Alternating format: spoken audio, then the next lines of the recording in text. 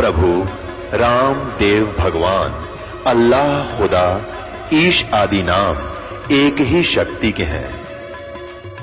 वो कैसा है, कहां है, कैसे मिलता है, किसने देखा है? ये प्रश्नवाचक चिन्ह पूर्ण रूप से हटाने के लिए अवश्य सुनिए जगत गुरु तत्वदर्शी संत रामपाल जी महाराज के अमृत वचन, सर्व पवित्र धर्मों के पवित्र शास्त्रों के आधार पर। मैंने उस पुण्य आत्मा से कहा कि आप देखिए, ये सामने जो जाली है ये आज से 6 महीने पहले मैं लाया था, और गलती से या तो मेरी लिखने में फर्क रहा या उस दुकानदार के उसको काटने में अंतर रह गया। और ये छोटी थी, कम से कम 8 इंच, और दोनों वो बच्चे बुला लिए, उनकी मम्मी बुला ली और वो बटबटा लिए मैंने। तो उन्होंने भी गवाही दी जी ऐसी ऐसी बात है। पहले ये छोटी थी 8-8 इंच दोनों की दोनों, अरे देखो ये पूरी लगी हुई है, और ये जाली बढ़ी, बोला बड़ी नहीं बल्कि 6 इंच और ज्यादा आपके सामने, 6-7 इंच और एक्स्ट्रा है उस पूरी होकर के। तो वो कहने लगा देखो ये बातों को हम नहीं माने, आप तो वो बच्चों वाली बात करते हो। कहने लगे अब बढ़ा के दिखाओ मेरे सामने, जब मानू मैं। बता भाई कोई बात, तो मैं तो ये तो नहीं कह रहा कि मैंने बढ़ा दी, मैं तो ईश्वर के गुण गा रहा हूं कि भगवान ने, परमात्मा ने यह कृपा बख्श दी, और मेरा वो दृढ़ निश्चय कर दिया जिसमें मैं डगमग हो रहा था। अगर जब तक डगमग रहता तो कोई कैसे कहता, ऐसे मानता चला जाता। फिर मैं चुप हो गया, मैं अभी इतने बुजुर्ग आदमी है, इसके साथ बहस करना भी अच्छा सा नहीं लगता। मैं चुप हो गया, बैठा रहा। वो जान गया कि ये तेरी बात तूने इसकी काट दी ना बात को, शायद ये महसूस कर गए, इसलिए उसने बात का विषय बदलते हुए कहने लगे मैं बताता हूँ आपको, महर्षि दयानंद जी के बारे में आपको एक कथा सुनाता हूँ। योगी पुरुष ऐसे होते हैं, आप पढ़े लिखे शिक्षित होकर के आपने तो कुछ सोचना चाहिए। मैं बैठ सुनता रहा, उसकी माँ भी कह देगा, तो बोलेगा इसकी सारी बात मुझे तो अच्छी लगे नहीं, क्योंकि जब ये सामने बात को अस्वीकार कर अपने तुक्के लगाओगा तो मेरी बात समझ में आवे। फिर भी मैंने उस बुजुर्गी को देख करके सुनता रहा, भी कह ले जो कहना चले। आज के बाद बात भी नहीं करूं मैं, तेरे अपने मन में न्यू आएगी मेरे। जब आप सामने बात को नहीं मान रहे हो तो आगे बता फिर के विषय चर्चा करें तेरे थे। लेकिन सद्भावना पूर्वक में बैठा रहा। वो कहने लगा मैं महर्षि दयानंद जी के बारे में बताऊं कैसे होते योगी पुरुष। वो क्या करते थे, अपने आसन योग पद्म आसन लगा के और योग अभ्यास से पान की गति को ऐसा सेट करके और अपने शरीर को ऊपर कमरे का छत लगा देते थे, ऐसे उठा ले जाते थे, छत लगा सिर लगा कर छत के वापस आ जाते थे और फिर ऊपर चढ़ जाते थे। एक दिन एक नौकर ना उनका खाना बनाता था, वो जाकर देखा, खाने के लिए प्रार्थना करने गए तो देखा उसने झांकी में खिड़की में, और उसने ऐसे महर्षि जी अभ्यास कर रहे, छत का सिर लगा रहे फिर वापस आ रहे, छत का सिर लगा रहे फिर वापस आ रहे। उसने और 2-4 को बुला, देखो क्या दिखाऊं। को कहता 10 व्यक्तियों ने देखा उनकी करामात को, ऐसे होते हैं योगी लोग। फिर मुझे सूत बैठ गया। मैं बोला झूठ, कति झूठ, मैं नहीं मानता आपकी बात को, आप ही करके दिखाओ मुझे। फिर हंसन लग गया। बोला आप तो शाणे बहुत हो गए। मैं बोला शाना नहीं, अब हमें ये ज्ञान हो गया क्योंकि मेरे साथ आप घट गई। और को मैं बावड़ी बूझ नहीं, मैंने सोचा अनपढ़ हूँ, इंजीनियर हूँ मैं, और मैं आपसे ज्यादा काग था कि ऐसा नहीं हो सकता, वैसा नहीं हो सकता। 20 प्रमाण पक्के होकर जब ये स्वीकार किया कि वास्तव में परमात्मा ने ये मेरा हृदय चेंज करने खातिर मेरे को दृढ़ विश्वास कर दिया। अब चाहे ब्रह्मा भी आकर न्यू कहना न्यो तो ना मानू मैं, आप तो कहो चाहे मत कहो। उठकर चला गया। बोला अब सत्संगी है, नहीं बात के नहीं जाना करे। मैं बातों की बात नहीं, हम तो कुछ भी नहीं जानते थे, अज्ञानी पापी आत्मा थे। हनुमान पुजारी था मैं तो, रामकृष्ण की पूजा करते थे। लेकिन अब ज्ञान हुआ, सामने प्रमाण हुआ, इसको भी ना मानो तो भाई ना मानो। सामने गाय खड़ी है और कहते हम तो नहीं माने, गाय आकार में होती है, वह दूध भी देती है, और गाय के गुणगान लग रहे, सुबह के दूध देती है, बहुत अच्छी होती है, उसका मक्खन बनता है, दही निकलती है। और गाय कैसी होती, गाय तो है नहीं, वो तो निराकार, हम नहीं मानते। ना मानो आपके, हम कैसे मान लेंगे फिर। तो ऐसे ये बात बिगड़ी हुई है। अब ये सेट हो जाएगी, और अब भी नहीं सेट होगी तो फिर यह भक्ति इस युग से उठ जाती है। अगर अब भी नहीं ये टाइम मिलता हमें भक्ति सेट करने का, दया परमेश्वर की है। और ये दास तो अपनी कोई आज भी अहम नहीं करता, मैं कोई अपने अभिमान नहीं करता कि मैं बहुत बड़ा काम कर दिया, ये सब शास्त्रों का आपके सामने यथार्थता पेश कर दी। नहीं, ये भी परमेश्वर की रजा है। और ये तो पहले विद्यमान थी सारी वस्तुएं, ये तो हमारे पहले मिल जाते थे, दास का नंबर ना आता पे लगे रहते, सत भक्ति कर जाते। तो ये ईश्वर की कृपा हुई है, परमेश्वर की, पूर्ण ब्रह्म की, कबीर परमेश्वर की। अब वो समय आएगा, थोड़े से दिनों में आपको दिखा दूंगा कि सारा संसार एक हो जाएगा, द्वेषता समाप्त हो जाएगी। और जिस पैसे के लूटने के लिए, जिन दुखों के निवारण के लिए पैसे, तो पहले तो हम धन एकत्रित करने के लिए दुनिया के दोषी बनते हैं, किसी की मिलावट करते हैं, किसी का कुछ करते हैं, किधर रिश्वत लेते हैं, कि डाके मारें, चोरी करें, और फिर उधर से निकल जाता है, कोई बच्चा बीमार हो जाता है, हॉस्पिटल में पड़े रहते हैं, मेरे पैसे ज्यादा लग जाते हैं, मानसिक परेशानियां होती हैं। अब जब इस परमेश्वर की शरण में आ जाओगे, ये पाप कर्मों को काट देगा कबीर साहब। उस सच्चे पूर्ण परमात्मा के सही नुमाइंदे के आम कबीर कबीर पंथी बने और उनसे नहीं बात बनेगी, वो तो सब अपने वही दुकान खोल बैठ गए। वो अब पूर्ण परमात्मा का सही नुमाइंदा जो सत्य ज्ञान दाता उस परम पिता की रजा से होता है, उससे उपदेश और वो सही मंत्र, 3 मंत्र का जाप होगा। उस नाम के उपासना करने वाले को सारे तो दुख दूर हो जाएंगे, जो हॉस्पिटलों में लाखों रुपए लगने थे वो खत्म हो जाएंगे, और हानि होनी बंद हो जाएगी, फिर थोड़ी कमाई से बरकत हो जाएगी, और फिर आपकी दूनी श्रद्धा परमात्मा बढ़ती चली जाएगी। जब रोजाना कर्मों के दंड कट करने सामने प्रमाण देगा परमेश्वर कि यहाँ तेरे पास ऊपर आज ऐसी कर्म का दंड की भयंकर मार थी कि हल्की करके परमेश्वर ने टाल दी। अगर परमात्मा ऐसे दुख निवारण नहीं करे तो फिर भगवान ने कौन याद करे? नास्तिक हो जाएंगे ये लोग कि ये बता दिया भगवान। अब क्या बताते हैं महापुरुष कि परमात्मा ऐसा नहीं कर सकता, नरसिंह जी की हुंडी नहीं ले सकता, नरसिंह जी का भात नहीं भर सकता, नरसिंह जी की गाड़ी पर आकर नहीं बैठ सकता, उसका जो है ना ड्राइवर नहीं बन सकता। कमाल की बात है। फिर और भगवान क्या कर सकता है? द्रौपदी की साड़ी नहीं बढ़ा सकता, तो फिर परमात्मा क्या कर सकता? अगर परमात्मा एक 10 फुट कूद जंप नहीं कर सकता तो फिर उस परमात्मा ने कौन पूजा के चावा? फिर उसकी तो आस्था हट जाएगी हृदय से, नास्तिक हो जाएंगे प्राणी। अब तक हम जो सोच रहे थे कि श्री कृष्ण ने साड़ी बढ़ा दी, हम सोच रहे थे कि श्री कृष्ण ने नरसिंह जी की हुंडी ले ली, हम सोच रहे थे कि श्री कृष्ण जी ने नरसिंह जी का भात भर दिया। अब ये बात अब आपके हृदय से हटेगी कि वो कौन है, वो परमात्मा, ये सारे काम करने वाला। और इसके 2 कारण होते हैं, इसके 2 कारण होते हैं। एक तो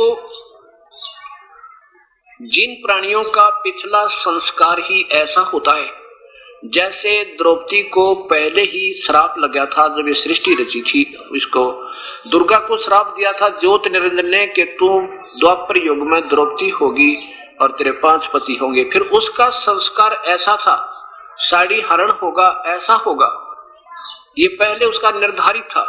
तो उस परमात्मा ने रजा बख्शी उस द्रौपदी के ऊपर। कौन से ने? उस कबीर परमेश्वर ने, पूर्ण ब्रह्म ने। एक बार द्रौपदी जब शादी नहीं हुई थी, कंवारी थी वो लड़की, अपने पिता द्रौपद के घर पे स्नान करने के लिए गंगा में जाया करती थी। गंगा के किनारे उनके पिता ने एक बहुत सुंदर घाट बना रखा था महिलाओं के स्नान करने के लिए। उसमें निर्देश दिया हुआ था कि यहाँ आसपास 1 किलोमीटर तक कोई भी पुरुष इस क्षेत्र में नहीं जाएगा तो उसको सजा दी जाएगी। उसमें क्या किया उस परमेश्वर ने? रहम किया उस अपनी प्यारी आत्मा, क्योंकि हम सभी उस कबीर परमेश्वर के बच्चे हैं। उस कबीर परमेश्वर ने क्या रजा बख्शी? एक अंधे का रूप बनाकर वो परमात्मा, और वहां उस घाट से ज्यादा 100 फुट की 150 फुट की दूरी पे, और घाट से पानी जिधर जा रहा था डाउन स्ट्रीम में, और वहां स्नान कर रहे हैं। केवल एक लंगोट शरीर के ऊपर है, बाहर कोई कपड़ा नहीं है, और स्नान कर रहे हैं। इतने में सुबह सुबह द्रौपदी स्नान करने के लिए हजारों सहेलियों को साथ लेकर आ जाती है। इन बच्चों को बंद करो भाई।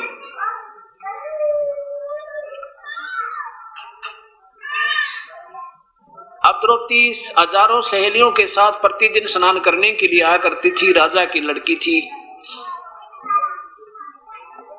उस दिन भी द्रौपदी अपनी सहेलियों के साथ स्नान करने जब आई, लड़की ने देखा कि ये महात्मा, ये संत स्नान कर रहा है और यहाँ तो किसी पुरुष का आना का अलाउड नहीं है।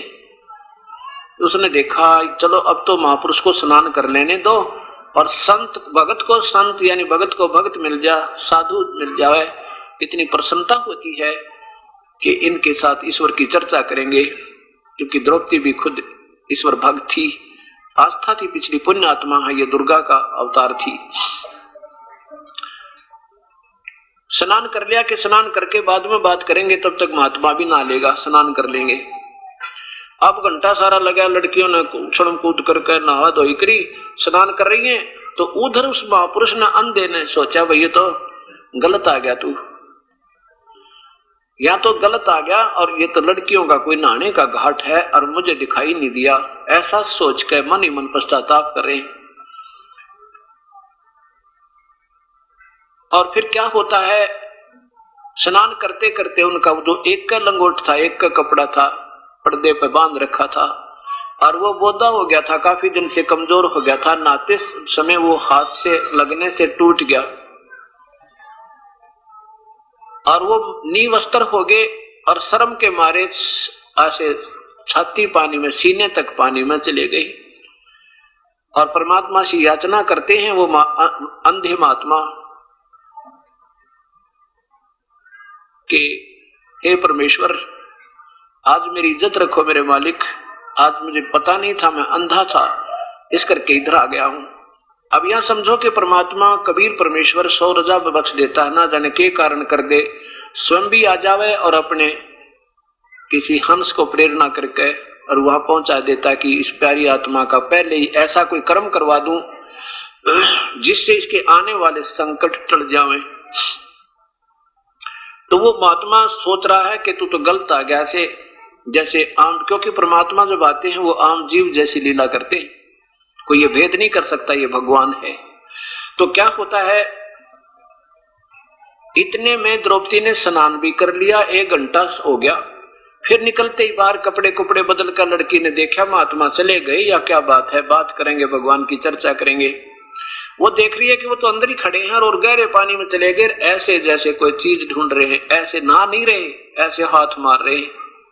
वो सोच रहे थे कोई कपड़ा बह कर आ जाए, टूटा फूटा पुराना, उसने बांध के पर्दे पर बाहर चला जाऊं, नहीं तो बात बिगड़ गई, आसपास लड़कियों का काम है, ये तो भगवान बहुत गलत बात हुई। अब लड़की ने देखा द्रौपदी ने कि ये नहा नहीं रहे, ये तो कुछ ढूंढ रहे, फिर अपने देखा जानते हैं, द्रौपदी ने देखा कि तो नींव अस्तर है इनके पास, पटड़ी पर भी कोई कपड़ा नहीं है। दया आई द्रौपदी ने, बेचारा वृद्ध महात्मा अंधा है, ये तो अंधा नजर आ रहा है और ये सारा दिन पानी में खड़ा रहेगा क्योंकि शर्म के मारे बाहर नहीं आएगा और रात्रि में निकलेगा और इसके पास कोई कपड़ा नहीं। परमात्मा, ये तो बहुत दुखी है। लड़की ने आव देखा ना ताव देखा, अपनी वह सुंदर साड़ी, एक राजा की लड़की कितनी सुंदर साड़ी बांधती है, एक आम गरीब व्यक्ति भी अपने बच्चों को अच्छे कपड़े पहनाता, उसमें से अपनी साड़ी जो बिल्कुल बहुत कीमती थी, उसमें से एक बिलात का कपड़ा यानी एक लंगोट टाइप 1 फुट का पाड़ के और उस पानी में बहा दिया कि महात्मा का हाथ लग जाएगा, लेकिन उनको दिखाई नहीं दे रहा था, वो 7 से निकल गए। ऐसे 7 8, अब दो देख लो, 1.5 फुट है, 1 फुट पाड़ा तो ऐसे ऐसे मान ले 7 8 7 फुट पाड़ के और टुकड़े कर करके साड़ी डाल दी। तकरीबन साड़ी खत्म हो जाती है 8-9 फुट के बाद में लगभग। अब फिर भी उनके हाथ नहीं लगी। आखिर में क्या सोचा लड़की ने कि ये तो बात बिगड़ गई और मेरे पिता समान है और क्या शर्म अपने माता पिता से। पहले तो शर्म की मारी निकट नहीं जा रही थी, फिर एक लंबी लकड़ी लेकर, लंबी लट्ठी, और उसके एक और गठ पाड़ के यानी 1 फुट का और साड़ी पाड़ के उसका लपेटा देकर और उस महात्मा के आगे कर दिया, जैसे वो हाथ कर रहा था ऐसे ऐसे उसके आगे कर दिया, उसने हाथ लगते पकड़ दिया। हे परमात्मा, बड़ी दया करी आपने, यह कपड़ा बेच दिया। फिर उस अंधे ने देखा भाई ये कपड़ा आम फटा पुराना नहीं है, तो कोई विशेष जान पूछ कर किसी बहन भाई ने छोड़ा है। फिर उसने देखा, जानते अंधे के हाथ का आंखों का काम करे, उसने देखा हो ये तो किसी बहन बेटी की साड़ी है और उसने सूझबूझते मुझे डाली है, मेरे पर मेहर की है। आशीर्वाद देता है कि बेटी भगवान तुझे गणा दे, तेरी इज्जत रखे जैसे आज तूने मेरी इज्जत रखी। और कपड़ा बांध के अपना निकल गया, द्रौपदी भी चली गई। अब उस परमेश्वर ने, पूर्ण ब्रह्म ने अपनी प्यारी आत्मा को आने वाले कष्ट से निवारण करने के लिए पहले कर्म बनवा दिया। अब क्या होता है, जब द्रौपदी को नंगा करने लगा दुशासन दुर्योधन की आज्ञाएं, पहले तो वो सोच रही थी कि मेरे पांचों पांडव पति बैठे हैं। जब उनकी शादी अर्जुन से हो चुकी थी उसके बाद युधिष्ठिर ने उनको जुए में हरा दिया था। मेरे पांचों पति वहां बैठे हैं, क्या मेरी बेइज्जती थोड़ा होने देंगे। जब वहां जाकर देखा द्रौपदी ने कौन कौन बैठे थे, भीष्म पितामह, द्रोणाचार्य, कर्ण जैसे योद्धा तीनों बैठे, और साथ में सैकड़ों 101 कौरव बैठे, पांचों पांडव नीची गर्दन किए बैठे, क्योंकि वो युद्ध में उसमें जुए में हार चुके थे द्रौपदी को और सारे राज्य को। अब द्रौपदी ने जब वो दुशासन उसका पकड़ कर पल्ला और उसको नंगी करने लगा कि तू उस दिन भाई को क्या कह रही थी कि अंधों के अंधे होते हैं, तेरे शीश महल में टक्कर लगी थी इनकी, आज बता हम तो अंधे हैं, हमें कुछ नहीं दिखता, अब तुझे नी वस्त्र करेंगे, तुझे शर्म क्या अंधों के सामने। इस तरह टोंट कस के, इस तरह व्यंग करते हुए, और दुशासन ने जब द्रौपदी का वो पकड़ कर चीर उतारना प्रारंभ किया, तब द्रौपदी ने पहले तो भीष्म पितामह, द्रोणाचार्य और कर्ण से प्रार्थना की, लेकिन उन्हें कुछ नहीं कहा, कुछ नहीं बोला। नहीं तो इसे योद्धा अगर एक बखड़े होकर कह दे खबरदार ने कब मैं लड़की का हाथ लगाया था, तो हिम्मत नहीं कौरों की। द्रोणाचार्य भी अगर कह दे या कर्ण भी कह दे एक बार खड़ा हो गया, भीष्म पितामह कह दे, इन कौरों की हिम्मत नहीं थी हाथ लगा दे, वो इतने योद्धा थे, उनको मालूम था। लेकिन उस दुर्योधन का मलिन अन्न खाकर उनकी आत्मा दुष्ट हो गई थी। लड़की को नंगा कर रहे हैं, सामने बैठे इतने बुजुर्ग आदमी या तो उठ कर चले जाते, ना मानते थे, ये भी तो उनकी धार्मिकता थी, अगर वो इंसान होते थे। और वहीं बैठे हैं फिर बोल नहीं रहे। तब युद्ध विदुर खड़ा हुआ। विदुर ने क्या कहा कि नकम्यों क्या कर रहे हो तुम, कुछ तो सोच लो, दुनिया में तुम्हारी बेइज्जती होगी, कहेंगे अपनी इज्जत अपने हाथों उतार दी। कौरव और पांडव को दो नहीं भाई, तुम एक चाचे ताऊ की संतान हो, तुम्हारी इज्जत और इनकी इज्जत में कोई अंतर नहीं है। क्या बताया कि विदुर कहे ये बंधु थारा, एक का कुल एक का परिवारा। अब दुशासन ने उसके मुंह पर थप्पड़ मारा अपने चाचा के। दुशासन ने कहा कि तू तो इन पांडवों का चमचा है, इनने की तरफ बोलता हमेशा। विदुर के मुख पर लगा थपेड़ा, तू तो है पांडवों का चेहरा। दुशासन ने कहां तक गलत बात कह दी कि तू तो है बांदी का जाया, तू तो बांदी से उत्पन्न हुआ था ना, इस करके तू तो हीन है। और उस समय जब ये कहा तू तो है बांदी का जाया, तो भीष्म, द्रोण और कर्ण मुस्काया, है वो हंसने लगे। तीनों वो महापुरुष बैठे थे। नकम्मी आत्माओं ने धमकाना चाहिए था, नकम्मे अपने चाचा पातों ने कैसे उठा लिया, खबरदार ऐसी गलती क्या करते हैं। लेकिन उसके स्थान पर हंसने लगे जब उसने कहा ना तू बांदी से उत्पन्न हुआ है, बांदी का जाया हुआ है। तो तीनों कौन, भीष्म, द्रोण और कर्ण मुस्काया। अब वो विदुर तो छोड़कर सभा को चला गया कि ऐसी नकम्मी सभा में रहना भी पाप लगता है। अब क्या कहते हैं परमात्मा ने कि इसी कारण से ये दोष के भागी हो गए। कौन, भीष्म पितामह, द्रोणाचार्य और कर्ण उसका युद्ध में दुर्गति होकर मरे। ऐसे मौजूद आदमी और सभा में सतवचन नहीं कहते ना के समय जो पंचायत में, तो उन जैसी दुष्ट आत्मा नहीं होती, वो घोर पाप के बागी होते। हाँ, अगर कोई नहीं मानता तो सभा छोड़कर चली जानी चाहिए, वह बैठना भी पाप होता है। अब क्या होता है कि अब द्रौपदी ने देखे तो सब बंधे पड़े हैं अपने अपने, कोई तो वचनों में मर्यादा में बंध गया, कोई किसी के इसके धन न खाकर बंध गया, आंख बंद होगी इनकी। तेरे पति भी आज वचनबद्ध हो गए क्योंकि जुए में हार दी तू, ये भी कुछ नहीं बोल रहे। अब जब इंसान अपने अपने जो संसारिक सहारों से जब पूरा हो लेता है कि तेरे ये नहीं कुछ कर सकते, इनसे वापस हट जाता तो परमात्मा को चाहता है। और परमात्मा भी तभी मदद करता है कि तू पहले अपने इन सहयोग देख ले तेरा कौन है।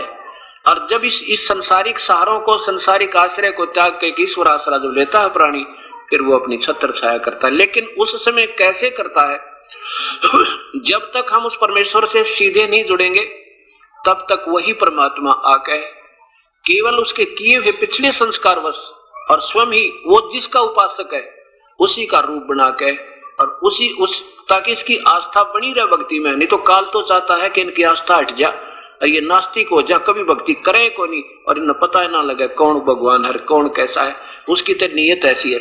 और ये परमात्मा भक्ति हमारी आस्था हमारे हृदय में बनाए रखने के लिए, ताकि कभी ना कभी आस्तिक रह गए तो कभी ना कभी मैं या अपना कोई दास भेज के इनको फिर शरणों में लेकर बेड़ा पार कर दूंगा। उससे पहले द्रौपदी का कर्म बनवाया जिसके बदले में उसकी वह साड़ी बढ़ा सके।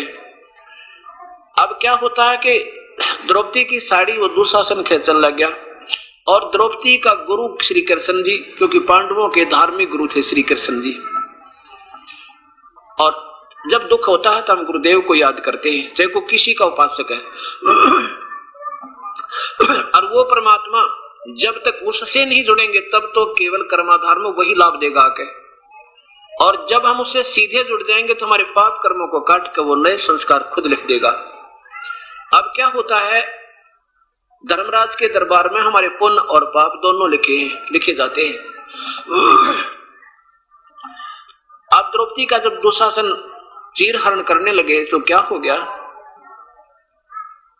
द्रौपदी ने पुकार की परम पिता किसको, भगवान श्री कृष्ण, क्योंकि उनके गुरुदेव थे।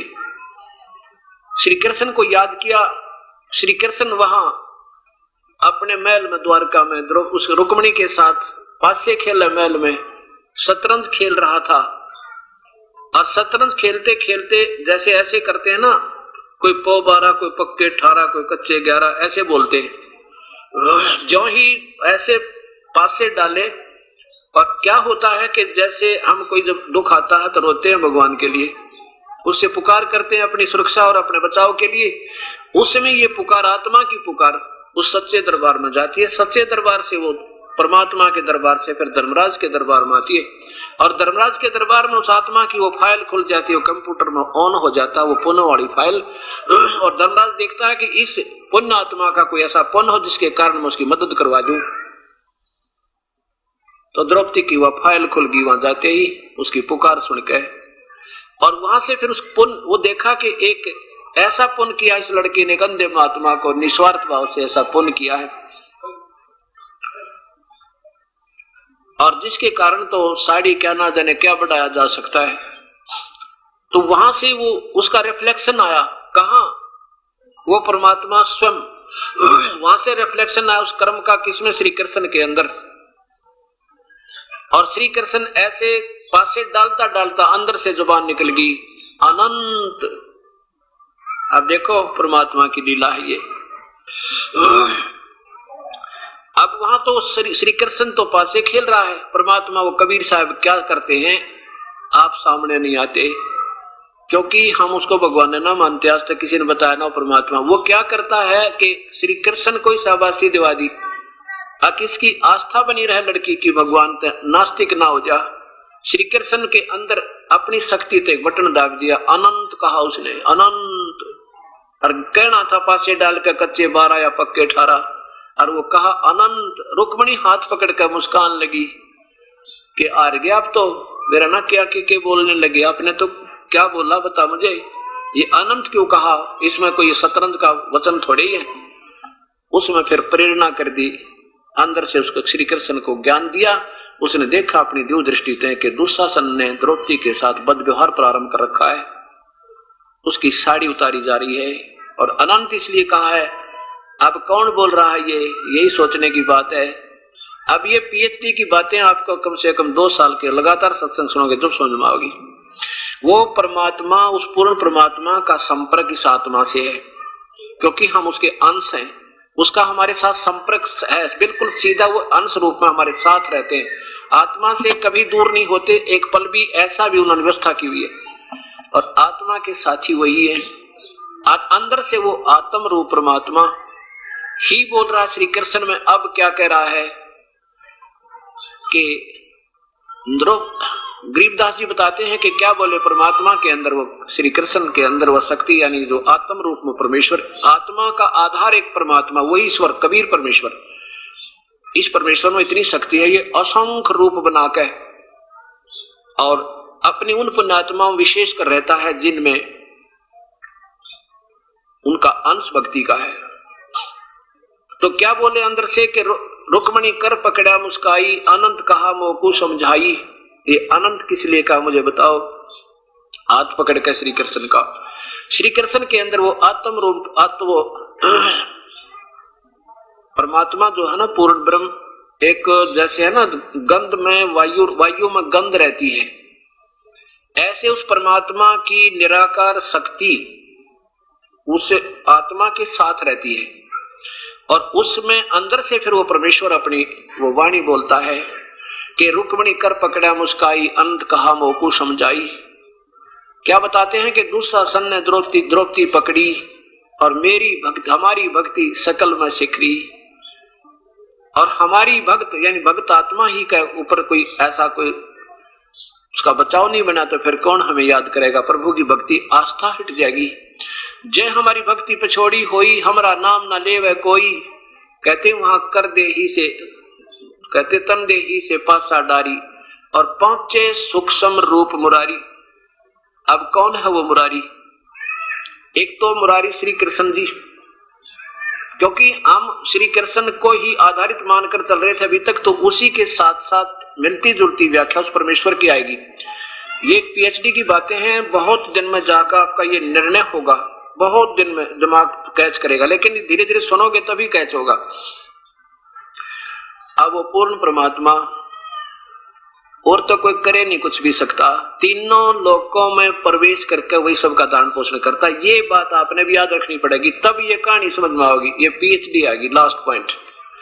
अब वो पूर्ण परमात्मा जो सारे पाप विनाशक, पापों का मुरारी, पापों को काटने वाला, सबका मतलब कर्म संस्कारों को बदलने वाला, अहंकार काम क्रोध मोह लोभ रूपी राक्षसों को भी मारने वाला, वो वास्तविक वो है मुरारी। पहुंचे सूक्ष्म रूप मुरारी, वो परम पिता आके और वहां पहुंच गए पीछे थे और कृष्ण रूप बनाकर ऊपर बैठ गए। वो सोचल छिद्र मैं करूं अपने जन के काज, खेचत खेचत खेच कसीसा और सिर पर बैठे हैं जगदीशा। वो परमेश्वर वो उत्तर पोषक तो अन्य तीनों लोकों में प्रवेश करके सबका धारण पोषण करने वाला वही सिर पर बैठे हैं जगदीशा। खेचत खेचत खेच कसीसा सिर पर बैठे हैं जगदीशा। कहते हैं द्रौपसुता के चीर बढ़ाए शंख शंखों पार निपाए। क्यों बढ़ाए? द्रौपसुता को दीने लीर, लीर माने एक टुकड़ा, एक कपड़ा दिया था, एक अंधे महात्मा को दान किया था, अर्थात अंत बढ़ा दिए चीर। इस कारण से उस परम पिता ने ही उसके अनंत चीर बढ़ा दिए। अब ये बात ध्यान रखना कि श्री कृष्ण ने नहीं, श्री कृष्ण जी को तो नियमित बना के वो परमात्मा हमारी आस्था गुरुओं में बनाए रखने के लिए, इसलिए कि कभी जब समय आएगा सही गुरु मिलेगा तो आपकी आस्था ऐसी ही बनी रहे और सही गुरु में फिर ऐसे आश्रित हो जाए, फिर बेड़ा पार ऐसे ही होगा। बेशक से ये तीन लोग के गुरुओं में भी साधना और आस्था इतनी बनानी पड़ेगी तभी बात बनेगी। तो यहाँ क्या कहते हैं, अब हमने फिर देखना पड़ेगा 15वें अध्याय का ये 70वां श्लोक। इसमें इसको नहीं भूलना, जब यह बात समझ में आएगी कि श्री कृष्ण ने नहीं, वही परमात्मा तीनों लोगों में प्रवेश करके सबका धारण पोषण करता है, सबके काम वही करता है और दूसरे के बस के नहीं। गीता बोलने वाला भगवान स्वयं प्रमाण दे रहा। इसको मद्देनजर रखते हुए हमें इस सत्य ज्ञान को समझना है। देखिएगा अध्याय नंबर 15 का श्लोक नंबर 17। उत्तम पुरुष वास्तव परमात्मा तो उन दोनों से अक्षर और अक्षर से न्यारा है और वही तीनों लोकों में प्रवेश करके सबका धारण पोषण करता है। वो परमेश्वर परमात्मा अविनाशी परमात्मा परमेश्वर कहा जाता है। अब इसी बात का प्रमाण दादू जी कहते हैं, करे करावे साइया मन में लहर उठा, दादू सिरदर जीव के ये आप बगल हो जावे। करे करावे साइया कबीर परमेश्वर और मन में लहर उठा और दादू सिरदर जीव के आप बगल हो जा। जैसे पांडवों की यज्ञ में सुदर्शन जी को तो लहर उठाकर निकाल दिया, वो तो निकल गया, वहां नहीं पाया झोपड़ी में। जो श्री कृष्ण जी और पांचों पांडव आमंत्रित करने दोबारा गए और उनका रूप बनाकर सुदर्शन का बैठ के झोपड़ी में वही कबीर परमेश्वर और जाकर उनका काम बना दिया। वो तो सोच रहे हैं सुदर्शन जी ने हमारी यज्ञ पूर्ण कर दी, क्योंकि ये सामने नहीं अपने आप महिमा नहीं चाहते, अपनी प्यारी आत्मा की महिमा बनाते हैं ताकि आने वाले लोगों के मेरी भक्ति में श्रद्धा और बढ़ जा। तो इसलिए कहते हैं करे करावे साईं मन में लहर उठा। और दादू सिरधर जीव के, इस जीव के को हो श्री कृष्ण ने साड़ी बढ़ा दी, हो सुदर्शन ने शंख बजा दिया, और आप बगल हो जा, आप दूर हो जाता, पता भी नहीं लगने देता ये कहानी कैसे करूं, किस टाइम कर गए। तो इन बातों से आपने समझना। फिर क्या होता है, एक नरसी नाम के भक्त थे, वो पहले बड़े कंजूस थे और 56 करोड़ की संपत्ति उनके पास थी। केवल एक लड़की थी और उसकी भी शादी कर चुके थे, और फिर भी वो कंजूस हुआ बैठा, चिचड़ हुआ बैठा, चिपक रहा उस माया के। और परमात्मा ने सोची, देखिए प्यारी आत्मा, ना इसके पास कोई लड़का और 56 करोड़ की संपत्ति, आज से काफी समय पहले था अरबों खरबों की संपत्ति समझो। और नादान आत्मा चौनी दान नहीं करता, यो गधा बनेगा भूत इस माया के चिपट के। उसके लिए उस परमेश्वर ने ना जाने के किस प्रकार से प्यारी आत्मा से वो माया का जाल छुटवाया। कैसे, नरसी बहुत कंजूस आदमी हो गया था और उसकी हुंडी चला करती। हुंडी क्या होती है, जैसे ड्राफ्ट बनाए जाते हैं आजकल, बैंक ड्राफ्ट बनाते हैं कि कागज पे लिख देते हैं पैसे जमा करवा के कि हमने इसके इतने पैसे जमा हो गए और किसी बैंक में दे दो, वहां से आपको पैसे मिल जाएंगे। पहले हुंडी हुआ करती थी, इनको हुंडी कहते थे। वो उसमें कुछ एक शहरों में एक आध व्यक्ति को गवर्नमेंट नॉमिनेट कर दी थी, उसकी संपत्ति का हिसाब लगा के कि इतने रुपए तक का ड्राफ्ट बना सकता है और हुंडी दे सकता है। वो फिर आपस में 6 महीने में आदान प्रदान, वर्ष में एक दूसरे के साथ वो सेठ लोग कर लिया करते थे, इनको हुंडी कहते थे। अब नरसी जी बहुत कंजूस हो गया था और उसकी हुंडी चला करती थी। पैसे 56 करोड़ उसके पास, रुपये 56 करोड़ रुपए की संपत्ति। अब क्या होता है, एक दिन उसकी पत्नी ने कहा कि आप गंगा स्नान करवा के लाओ हमें। सेठ कहने लगा क्यों पैसे बर्बाद कराए, यही नहा ले, क्या करेगी, क्या रखा है, इतनी दूर जाओगी, ये है वो। उन्हें सोचा भी 10-20 रुपए खराब होंगे, और जैसे बह का रखा किसी को भी गंगा पर जाओ वहां दान जरूर करे। तो बोली आत्मा से चल पड़ी, ज्यादा कहने से तो वो चल पड़ा, भी चल दिया, दुखी करेगी, रोजाना सिर में दर्द रखेगी, चल घूम आते। चल पड़े, गंगा में जाके स्नान करने लगे। इतने वो कुपूर्ण परमात्मा, क्योंकि वो श्री कृष्ण के पुजारी थे तो बाद में श्री कृष्ण की महिमा गाई गई। कोई बात नहीं, आप इसको सुनते रहना, फिर आपको समझ में आ जाओगी कौन थे वो भगवान जो सबके दुख दूर करने वाले। वो पूर्ण परमात्मा आके, पहले तो हम भी आपको समझाने के लिए शुरू में श्री कृष्ण कहा करते थे, श्री कृष्ण आगे, लेकिन उस समय आपकी बुद्धि और ये शास्त्र नहीं दिखा पा रहा था, इसलिए सोचा करता कि बिल्कुल भी ना सुनेंगे मेरी एक बात को। अब आपके सामने प्रमाण शास्त्र आ गया, अब सारी समझ में आओगी आपके, मैं जो बात बताऊंगा वो सही सच समझ में आ जाएगी। तो पूर्ण परमात्मा वो उत्तम पुरुष तो अन्य परम अक्षर पुरुष सतपुरुष अकाल मूर्त आए, एक ब्राह्मण रूप बना के कहने लगे, सेठ जी कुछ दान करो, गंगा स्नान करने आए हो तो दान किया करते हैं, क्योंकि जैसी वो परंपरा उन्होंने बना रखी थी उसी को आधार लेकर के। सेठ बोला मेरे पास पैसे थोड़े हैं पंडित जी, किसी और पे ले जा, आप जाओ। परमात्मा कहने लगे, भाई देखो वैसे नहाने का क्या फायदा, कुछ दान किया करो, ये पानी तो वही ना नहा लेते आप। उसकी पत्नी कहने लगी, कर दे दो 1-2 रुपया दान ब्राह्मणता ही। वो बोला ना ले, चुप करके स्नान कर ले, यहाँ ले आया ना इस ये बड़ी समझ तू, पैसे दान कर दे। कितना हो पैसे, कोई ना थोड़े लाया हूं मैं। आखिर में भगवान ने कहा 8 आने कर दे, ने बोला 8 आने भी कोई नहीं है, कहने लगा 4 आने तक कर दे, 4 आने भी कोई नहीं। आखिर में बोला 1 टका दूंगा, 1 टका। वो बोला 1 टका दे दे, कुछ तो हाथ तो छोड़ दे तू। जो बोला 1 टका दे दूंगा, पर दूंगा मेरे वहां आ जाइए मेरे घर पर। भगवान बोले चल घर पर दे दिए भाई। अब नरसी नहा धोकर घर आके स्नान कर करा कर अपने घर पहुंच गए। अब नरसी जी ने जाके वह पोटड़ी रखी थी सफर वाली, पीछे से परमात्मा ने जाके वह खटखटाया दरवाजा, नौकर आया। नौकर ने पूछा क्या बात है ब्राह्मण, पर ब्राह्मण वेश में परमेश्वर बोले, भाई आपके सेठ जी ने मेरा 1 टका की यहाँ पर रखी है दान करने की, और वो कहो मेरा टका दे दे, तो घर आके देने की कही थी। मैं फिर अपना और काम जाना है दूर। अब नौकर ने जाके सेठ जी तब बैठा था, इतने में कहा जी एक पंडित जी आ रहे हैं, बाहर द्वार पर खड़े और कह रहे हैं आपने कोई गंगा पर उनका 1 दान करने का प्रॉमिस किया था, वो लेने आए से अपना। अब उसने सोचा नरसी ने तो बड़ा ढीठ आदमी गिला लिया, तो कहने लगा भाई यूं कह दे अब सेठ जी आ रहे थके हैं, कल देंगे, बैठ जाए इंतजार, कल कल कल देंगे। नौकर ना का संदेशा दे दिया।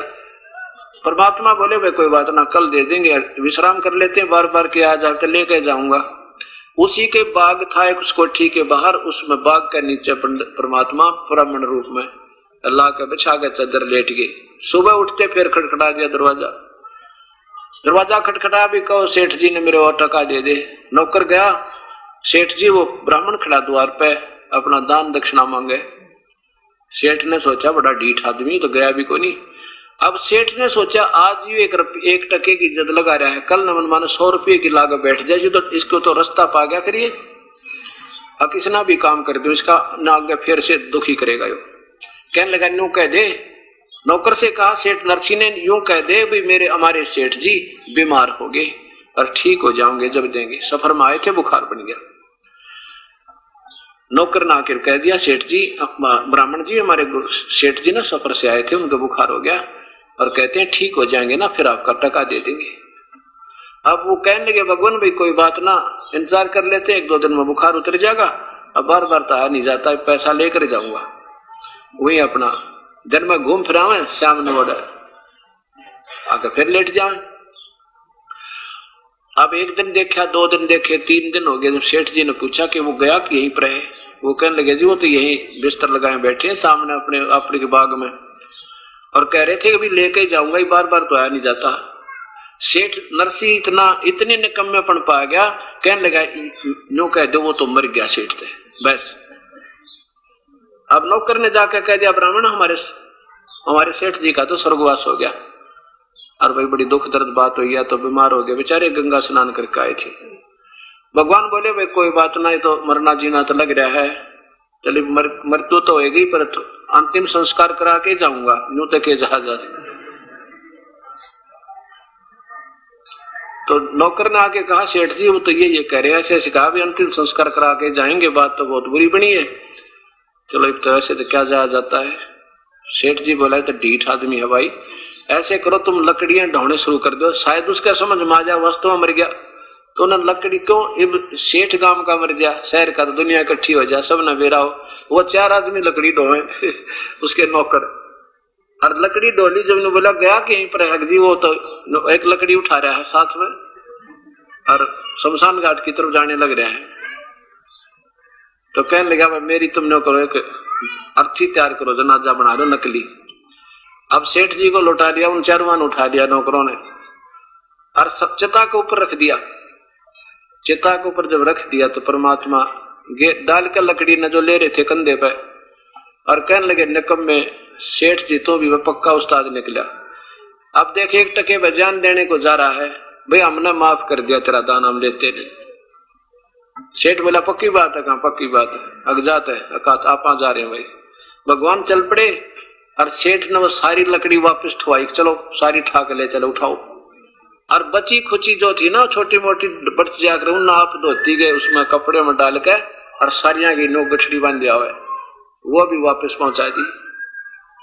अब अगले दिन उसने सोचा चलो वो तो गया ब्राह्मण तय, नेक्स्ट डे अगले दिन आकाश तो दूर तक घूम फिर के आऊंगा, तो 2-3 दिन जंगल पानी भी घर में जाना पड़ा, दूर तक घूमने निकल गया सैर सपट्टा करने के लिए। उधर से परमात्मा आगे नरसी रूप बना कर वो एक पूर्ण ब्रह्म, और नौकरों से बोले भाई एक काम करियो, कोई नकम्मी आत्मा है ना, कल कई दिन का तंग कर ब्राह्मण मुझे, आज वो मेरा रूप बना के ना आ जा, कभी उसको अंदर मत पड़ने देना, वो हो सके मेरा भी रूप बना के आ जा, और तो इसकी चाल चली नहीं, और आ जा तो उसने कह दिया चला जा, ना मानो उसका 2 ठोक दियो।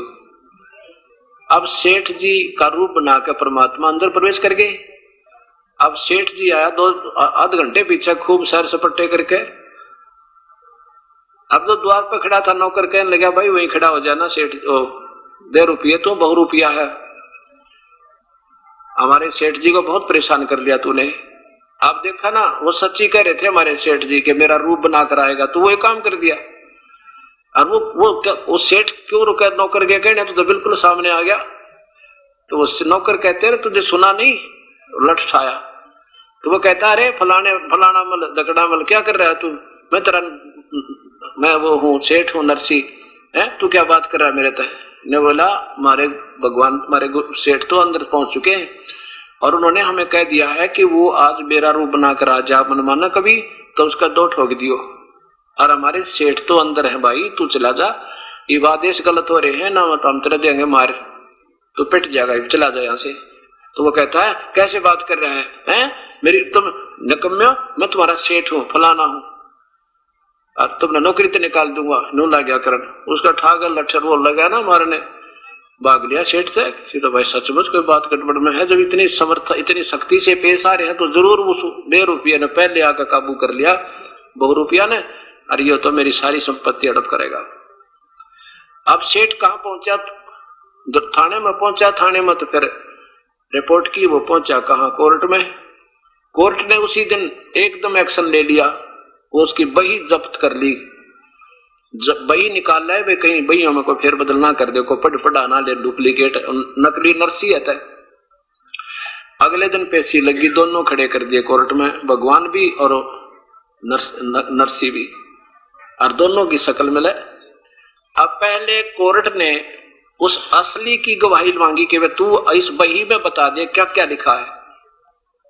उसने बता दिया कि मैंने एक लड़की का ब्याह किया था, उसमें इतने बातियां आए थे, इतने फलाने आए थे, इतना दान किया था, वो सारा रिकॉर्ड करा करते पहले ब्याह का। और एक मकान बना था, उसमें इतनी कड़ी आई थी, इतना सतीर आए थे, इतने जंगले झांकी थी, वो लिख रहा था। वो 2-4 बात बता के चुप हो गया जी, और तो मुझे ज्ञान नहीं मिला। भाई ठीक सा था। फिर नकली भगवान, नकली नरसी बुला जो भगवान था, वो कहने लगा भाई बता, इसमें कोई बही में ऐसा लेख बता जिसे प्रमाणित कर सके तू असली है। तो भगवान बोला खोल, इसने कीते थे, कौन सा पृष्ठ खोल ले। उसने पृष्ठ खोल लिया, लागे परमात्मा पढ़ने, उल्टी सुल्टी सारी सुना दी। अब वो नकली था असली सिद्ध करना पड़ा कोर्ट ने, और असली को नकली सिद्ध करके कह दिया भाग जा तू यहां से, निकम्मे, सेठ तंग कर दिया तने। अब सेठ नरसी बैठ गया जंगल में जाके, और न्यू कहे भगवान ये मेरा कौन से जन्म का दुश्मन था, इसने सारी संपत्ति हड़प कर ली मेरी, बताइए के बनी मेरी गेलियां। उधर से वो परमात्मा फिर आ जाते हैं, वो नरसी नकली बन के, वही ब्राह्मण रूप बना के वहां खड़े हो गया, आके कहने लगे नरसी अब बता बेटा यह संपत्ति तेरी है या मेरी। नरसी बोला कि बेईमान थी तो मेरी, पर मेरी पार नहीं बसाती।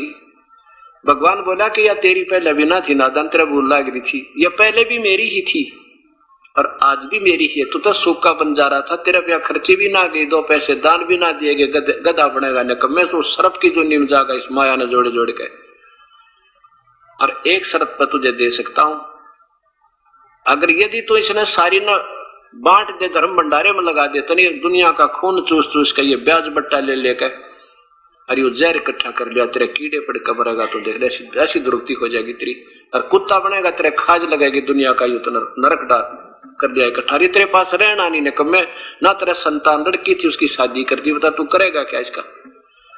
तब उसका सारी बात समझ में आ गई, परमात्मा जैसे आप कहोगे गुरुजी ऐसे कर लूंगा। अब परमात्मा उसके गुरु बने और उसको नाम दिया उस परम पिता ने, और कहा बेटा ये भंडारा कर दे इसका, नहीं तो संपत्ति तेरा जान की दुश्मन हो जाएगी, तेरा मरिया जाएगा ना जिया जाएगा। उसी दिन से भंडारे ला दिए और सब कति पाई पाई खर्च करके झोपड़ी गाल के बैठ गया बाहर जंगल में ईश्वर आसरा लेकर। अब आया लड़की का ब्याह, ज्योति का ब्याह हो गया, लड़की की शादी, लड़का कोई था नहीं इसका। अब उस समय बात कौन जावा गरीब आदमी के साथ, 16 अंधे आया करते आसपास के, वो समझा करते नरसिंह मत नारिये, भगवान ने जब इतना खेल कराया ना तेरे साथ तो दूर नहीं तेरे तय। कहने का भाव ये है कि कैसे किसी की गाड़ी मांगी, किसी के बैल मांग कर उसको लचर पचर करती हुआ गाड़ी चल पड़ी, और बाती उसमें कौन, वो 16 अंधे और साथ में नरसी। अब वह गाड़ी ना चले, कुआ उसकी कील निकल जाए कि तब वो पहले बैठ जा, कोई खड़ा हो जाए, ना चलाना आवे, ड्राइविंग भी ना करनी आवे। इतने में परमात्मा ने एक बार याद किया था उस नरसी ने, ए परम पिता, हम तो नीच आत्मा थे और ए मालिक, आज यह आपत्ति आ गई, मुझे तो बैलगाड़ी भी ना चलानी आती, और ये पहुंचे भी ना मन माने वहां तक, और पहुंच जाएंगे तो हमारे पास चोन नहीं देने को नहीं, पर पहुंचेंगे जरूर, आपके कृपा से पहुंचना जरूर चाहते हैं। लड़की प्रसन्न तो हो जाएगी, उसको पता है मेरे पिता के पास कुछ नहीं, पर देख कर राज्य हो लेगी, पिता को प्रसन्न होगी। और हे भगवान, यह तो बड़ी आपत्ति आई। इतना याद ही किया था, इतने में वो परमेश्वर एक बढ़ई का रूप बना के, कारीगर का रूप बना के, और एक थैले में डाल के वो आरी उरी बसोले और पहुंच गया। हाथ देकर कहने लगा, रोकिए भाई गाड़ी वाले, रोकिए। अब नरसी गाड़ी हाँक रहा था, नरसी बोला, भैया तो रुकिए, रुकाई है, चलते नहीं है बैल, कभी खड़े हो जाते हैं, कभी बैठ जाते हैं, और गाड़ी भी टेढ़ी मेढ़ी चला इसकी, बैल गाड़ी या कच्ची लकड़ी की। तो वो कहने लगा, भाई मैं आपके साथ चलना चाहता हूँ, कुछ दूर तक, मेरा रास्ते में गांव पड़ा है, मुझे बैठा लो गाड़ी में। भगवान बोले, ओ नरसी बोला, भाई गाड़ी में तो बैठा लेंगे, पर यह चल तो रही नहीं, ये तो बिल्कुल कंडम हुई पड़ी है। भगवान बोले, भाई मैं मिस्त्री हूँ और मैं इसको ठीक कर लेता हूँ, ला मैं ठीक कर दूंगा इसको। अब भाई कर लेता है, अब मार के दो चार थोड़े पर थोड़े इधर उधर थे, अपनी शक्ति तो कति सही कर दी, बैठ गया। कहने लगा, भगत जी आप बैठ कर भजन कर लो, मैं गाड़ी चला दूंगा। वो परमेश्वर पूर्ण ब्रह्म एक मिस्त्री रूप बना के फिर उसका बनकर ड्राइवर गाड़ी का, और जा छोड़ी वहां पे 7 किलोमीटर दूर, 7 मील 7 कोस दूर स्थान से, और रात में पहुंचा दी। थोड़े से 2-4 घंटे में जा छोड़ी। कहने लगा, भाई ले भगत जी, मेरा तो आ गया स्थान, आप अपनी गाड़ी संभालो, और यहाँ से 7 कोस रहेगा तुम्हारा स्थान, जहां तुमने जाना है, बस 7 कोस, और आराम से पहुंच जाओगे, कोई दिक्कत नहीं। अब पहले तो जो भगवान चला रहे थे गाड़ी, ऐसे चला रही थी जैसे हवाई जहाज हो, और खूब भक्ति में मन लग रहा। सब सूरदास तो अंधे थे 16, और नरसी जी भी भक्ति में लीन हो गया, क्योंकि परमात्मा बैठे पास में पूर्ण ब्रह्म। अब जब भगवान उतर के चले गए तो वह गाड़ी फिर झटकम पटकम लचरम पचरम, फिर ऐसे बैल कभी खड़ा हो जाए, कभी चल रहे, कभी झटके पटके लगे। तो अंधे वो कहने लगे, अंधे जो बैठे थे कहने लगे, नरसी रख गाड़ी कहाँ ले गया तू, रास्ते से नीचे उतार दी क्या, ये बहुत ज्यादा इसमें झटके लग रहे हैं। नरसी की आंख खुली, क्यों? नरसी बैठा था, कहने लगा, ना गाड़ी तो ठीक चल रही है रास्ते पर। अब भाई कितनी दूर आ गया पा कि वो जो ड्राइवर था ना, वो चला गया, वो कह रहा था, भी 7 मील 7 कोस रह गई यहाँ तो तुम्हारा वो स्थान। वन देखने लगे, पागल, 7 कोस रहा करे, अभी तो आज सारी रात लगेगी, कल का सारा दिन लगेगा, कल शाम तक सुबह तक पहुंचेंगे, अगले रात में तो 7 किलोमीटर रह गया। और पूछ किसी तरह। इतने में एक व्यक्ति आ गया, वो उससे पूछा, भाई ये हमारा जो हमने जाना है वो जूनागढ़ कितनी दूर है? वो तो कहने लगे, भाई यहाँ से 7 कोस रहता, वो बिल्कुल थोड़ा सा ही है। तो नरसी कहने लगा नंदों से, भाई ये तो 7 कोस बताओ यहाँ से। तो वो एक अंधा सियाना बहुत था, शिक्षण नाम था उसका, वो शिक्षण नाम कहने ने कहा, और नरसी वो आदमी कहाँ गया जो गाड़ी चलावा था, जिसने गाड़ी ठीक करी थी? वो तो जी उतर कर चला गया। अरे देखता किधर गया वो?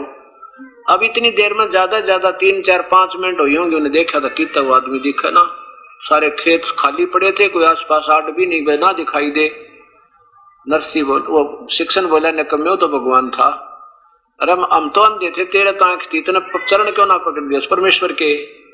आपने देखे या गाड़ी पहले हाल भी नहीं लगे थे हमारे, कोई थोड़ा सा भी झटका नहीं लगा था। करीब देख इस गाड़ी की हालत उसी जमीन पर चल है। अरे तो भगवान थे भाई, ये तो हाथ नहीं आए। नरसी तो ने गलती कर दी। नरसी का क्या बताऊं भगत जी, उनके आए पाछा तो मुझे भी भक्ति में गणा जोर से आनंद आया, और मेरी तो ऐसी आनंद आ रहा था, बोलने दिल नहीं कर रहा था। और वो भाई मेरे तो पकड़ा कर बैल चले गए। अब फिर पहुंच गए वहां पर, बात पर हमने कुछ को नहीं, पाटड़े पर पहुंच गए, और माई ने उसकी समदन ने जो ना उसके ऊपर ताना कस दिया। पड़ोसन कहने लगी, क्या लाया तेरा बाती, क्या देगा भात में तेरे को? समदन कहने लगी उस नरसी की जो लड़की की सास आरता लिए खड़ी थी थाल का। कहने लगी के देगा यो कंगाल, डले दिए इसने, 2 डले देगा, हमारी बेइज्जती करना आ गया। 56 करोड़ का मालिक था, लुटा दी सारी निकम्मे ने, आज हमारी बेइज्जती कराना आ गया। यो डले डालेगा थाली में, के डालेगा।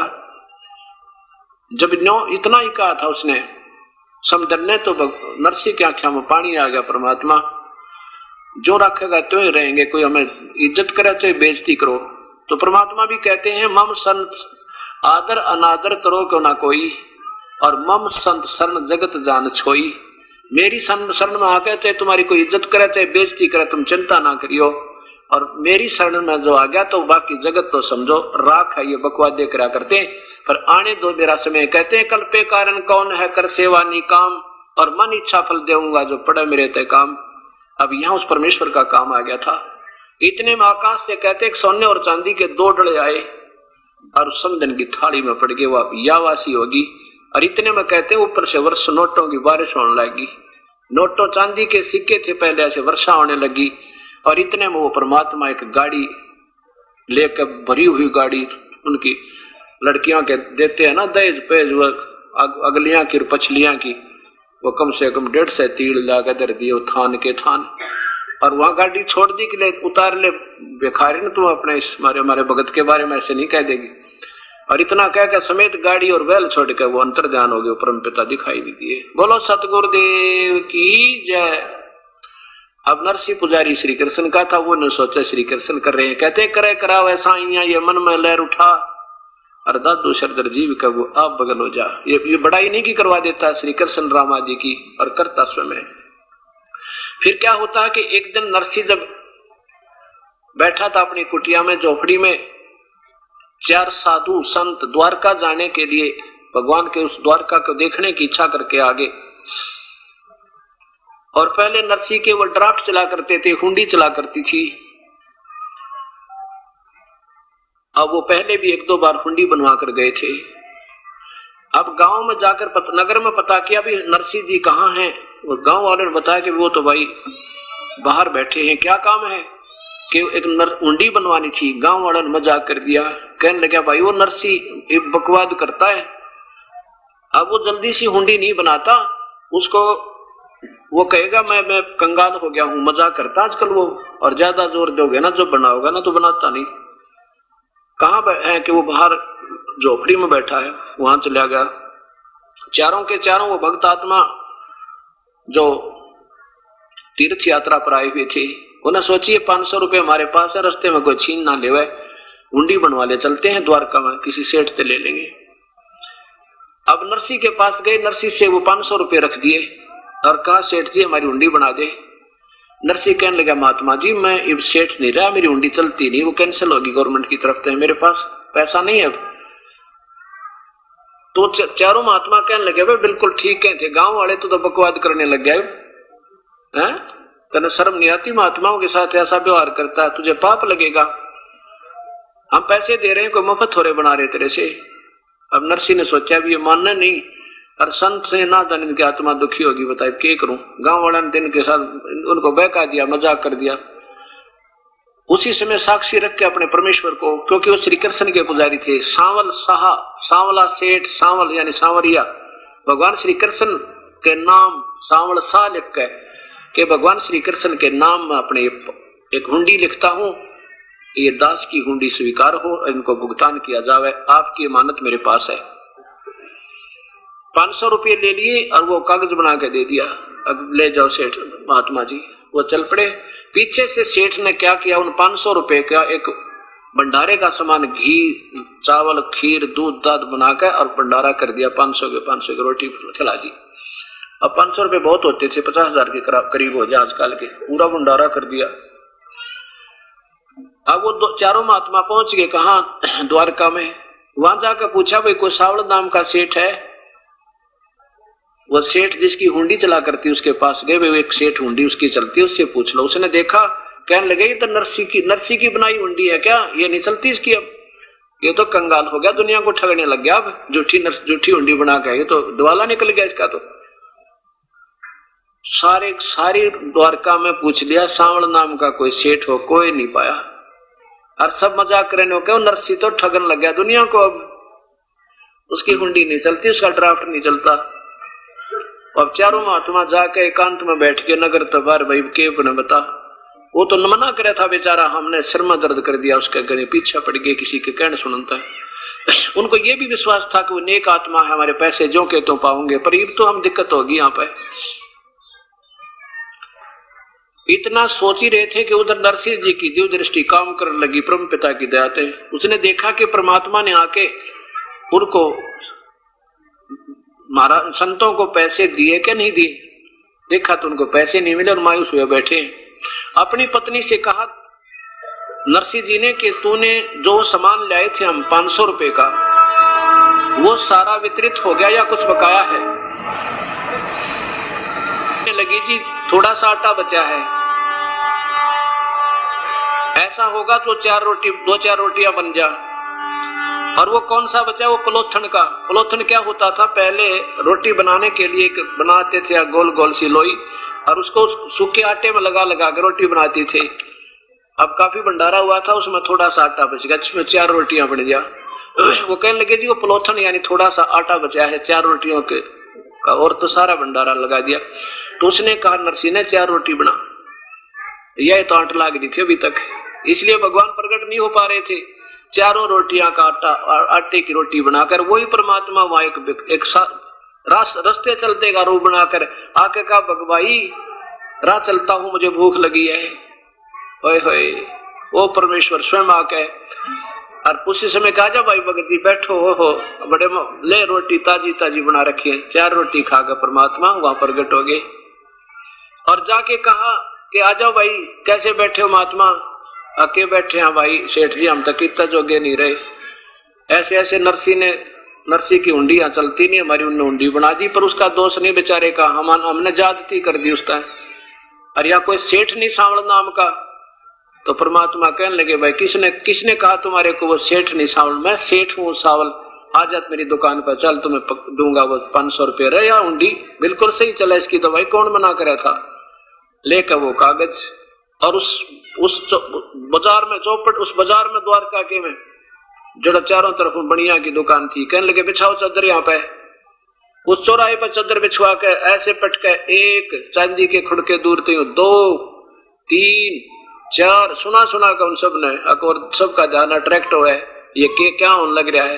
500 रुपए नए कते जैसे आज बनकर आए हो, 500 नोट चांदी के पटक दिए और कह दिया भाई मैं सांवल सेठ हूं, और कह देना उस नरसिंह को उसका दास हाजिर खड़ा पाओगा, चाहे लाख हुंडी दे दे। बोलो सतगुरुदेव।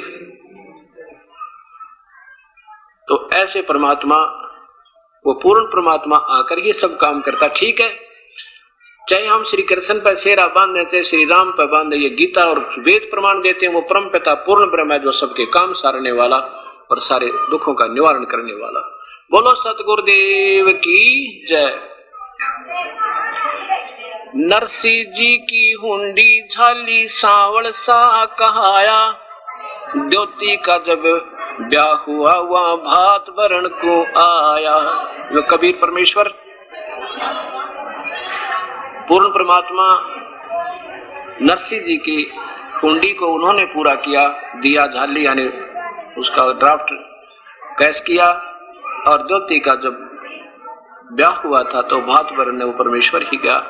तो परमात्मा पूर्ण ब्रह्म की प्यारी आत्मा गरीबदास जी उनके साक्षात दर्शन होने के बाद कहते हैं कि नरसिंह जी की हुंडी झाली सांवल सा कहाया, और द्योती का जब ब्याह हुआ था वहां भात भरने को आया। ये गीता जी प्रमाण करती है। फिर देखिए ये गीता जी का अध्याय नंबर 15 का और श्लोक नंबर 17 कि वो पूर्ण परमात्मा जो वास्तव परमेश्वर कोई और है, वही तीनों लोकों में प्रवेश करके है, सभी वही कुछ करता है और कुछ कोई नहीं कर सकता। वही आत्मा का आधार है। अब देखिएगा अध्याय नंबर 15 का, वो अंतर्यामी परमात्मा एक अंश परमेश्वर का हमारे साथ रहता है, वही परमेश्वर की शक्ति। नीचे देखिए 17वां का श्लोक नंबर 15 का, क्षमा करना 15 का 15 का ये 16 और 17 15 का और नीचे देखो 17, उत्तम पुरुष वास्तव परमेश्वर तो कोई इन दोनों से भी नारा, ब्रह्म और परब्रह्म से भी, और वही तीनों लोकों में प्रवेश करके सबका धारण पोषण करने वाला करता है, अविनाशी परमेश्वर परमात्मा इस प्रकार कहा गया है। अब ये परमेश्वर पूर्ण ब्रह्म है, सतपुरुष है, कबीर साहब है, अन्य परमात्मा है जो सबके सब काम करता है।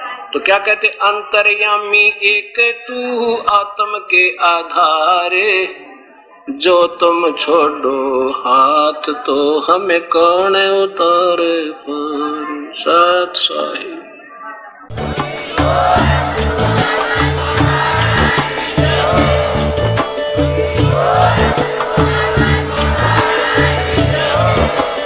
आप सुन रहे थे जगत गुरु तत्वदर्शी संत रामपाल जी महाराज जी के मंगल प्रवचन। अधिक जानकारी के लिए विजिट कीजिए हमारी वेबसाइट www.jagatgururampalji.org। संत रामपाल जी महाराज जी के शुभ आशीर्वाद से पूरे विश्व भर में 500 से भी ज्यादा नाम दीक्षा केंद्र हैं, जिन पर संत रामपाल जी महाराज जी द्वारा ऑनलाइन निशुल्क नाम दीक्षा दी जा रही है। अपने नजदीकी नाम दीक्षा केंद्र का पता करने के लिए संपर्क करें 8222880541।